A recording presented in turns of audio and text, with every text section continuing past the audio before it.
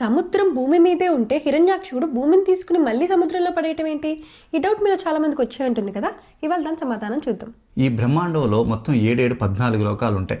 భూమి పైన అంటే భూలోకం, భువర్లోకం, స్వర్గలోకం, మహర్లోకం, జనలోకం, తపోలోకం, సత్యలోకం, వీటిని ఊర్ధ్వలోకాలు అంటారు. అలాగే భూమి కింద ఇంకో 7 లోకాలు ఉంటాయి. అవేంటో చెప్పగలవా? అతల, వితల, సుతల, తలాతల, మహాతల, రసాతల, పాతాల. ఇవి భూమి కింద ఉండే 7 లోకాలు. ఇక్కడ హిరణ్యాక్షుడు భూమిని తన కక్ష నుంచి తప్పించి సముద్రంలోకి తోసేసాడు అంటే దాని అర్థం భూమి మీద ఉన్న సముద్రం అని కాదండి. పాతాళ లోకం కూడా కింద ఉండే ఒక అనంతమైన సముద్రంలో ముంచేశాడని అర్థం. దానిని మనం గర్భోదక సముద్రం అని పిలుస్తాం. ఈ గర్భోదక సముద్రంలోనే శ్రీ మహావిష్ణువు గర్భోదక సాయి విష్ణువుగా ఆదిశేషుపై పవలించి ఉంటారు. అలా శయనించి ఉన్న శ్రీ మహావిష్ణువు యొక్క నాభి నుంచి ఒక కమలం ఉద్భవిస్తుంది. ఆ కమలంలో నుంచే బ్రహ్మదేవుడు కూడా ఉద్భవించి బ్రహ్మాండ సృష్టి చేస్తారు.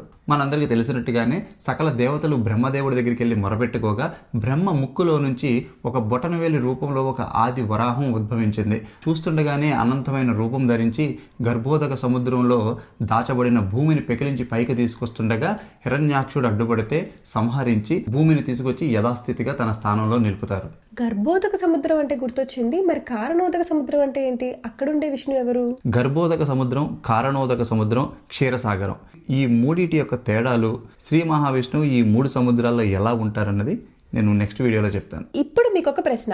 హిరణ్యాక్షుడు, హిరణ్యకశ్యపుడు ఇద్దరు అన్నదమ్ములని మనకు తెలుసు. వారి తండ్రి పేరేంటి? తెలిస్తే కమెంట్స్లో చెప్పండి. ఓం నమో భగవతే వాసుదేవాయ.